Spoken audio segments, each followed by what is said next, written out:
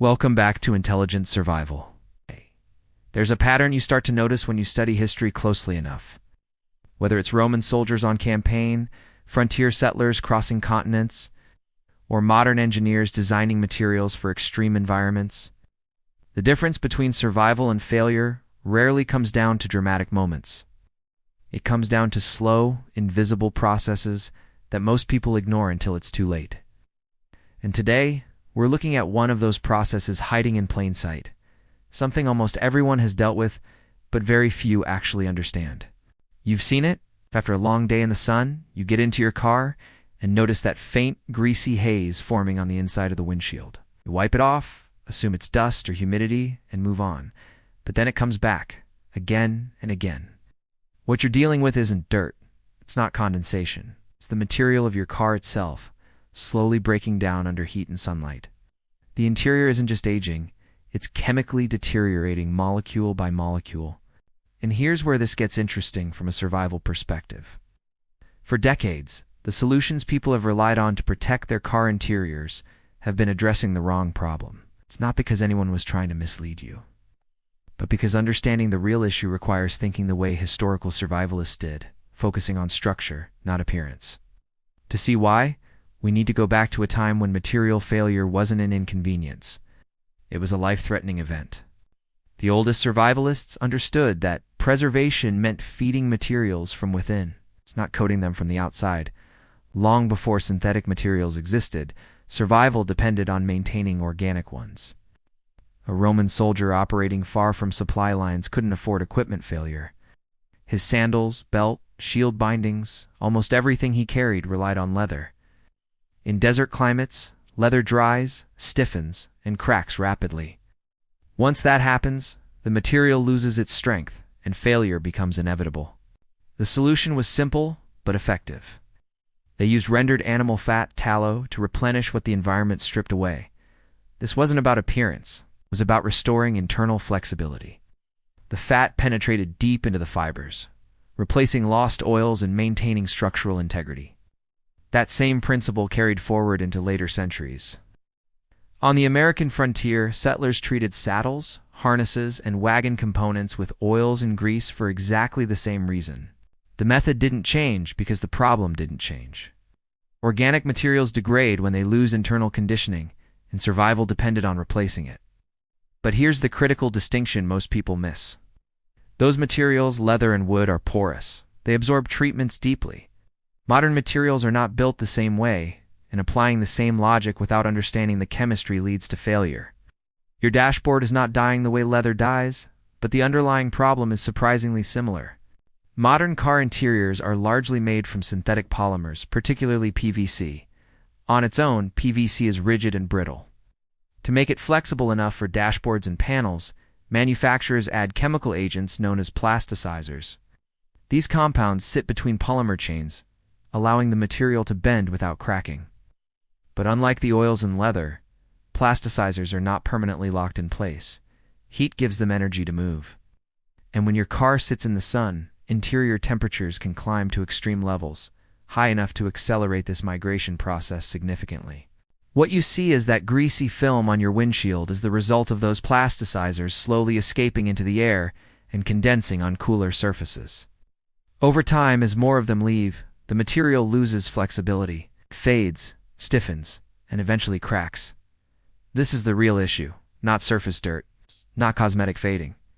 It's a gradual loss of internal conditioning that cannot be reversed once it reaches a certain point. The rise of modern protectants solved a visual problem, not a structural one. In the mid-20th century, products designed to enhance the appearance of car interiors became widely available. These treatments created a glossy, like-new finish that people quickly associated with protection. The chemistry behind them is straightforward. Most rely on silicon-based compounds that spread across the surface, filling microscopic irregularities and reflecting light in a way that makes the material appear darker and richer. For a short time, the effect is convincing. But the key limitation is that these compounds remain on the surface. They do not penetrate into the material. They do not replace lost plasticizers. They don't address the underlying degradation at all. To be fair, Modern formulations often include some level of UV protection, which does help slow damage. But the primary effect remains cosmetic, as the structure beneath continues to deteriorate, even while the surface looks restored. This is where a survival mindset becomes essential. If you focus only on what you can see, you miss what actually matters. The viral appeal of oil-based shortcuts reflects a misunderstanding of material science more recently. People have experimented with using simple oils to restore the look of faded interiors. The reasoning is understandable. Oils worked for leather, so why not for modern materials? And visually, the results can be impressive. A faded dashboard can appear significantly darker and more uniform after a light application of oil. But this is where things start to break down. Unlike leather, synthetic polymers do not absorb oils in the same way. At best, the oil sits on the surface or interacts with only the very top layer. There's no deep restoration happening. More importantly, these oils offer no protection against ultraviolet radiation, which is the primary driver of long-term damage. That creates a dangerous trade-off. You improve appearance temporarily while leaving the material exposed to the very force that's destroying it. There's also a practical issue. Oil residues tend to attract dust and debris. Over time, this can create an abrasive layer that accelerates wear rather than preventing it. The historical analogy sounds compelling, but the chemistry doesn't support it. The three most common mistakes come from misunderstanding what protection actually means. The first mistake is applying any treatment to a contaminated surface. Even when a dashboard looks clean, it often holds layers of residue, old products, environmental particles, and oils. Applying a new layer over that doesn't treat the material. It traps the contamination in place.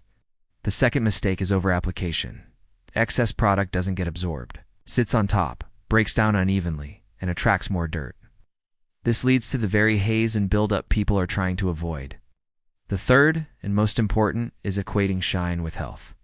A high-gloss finish often indicates that a thick layer of product is sitting on the surface. It tells you nothing about the condition of the material underneath. A well-maintained surface should look natural, not artificially glossy.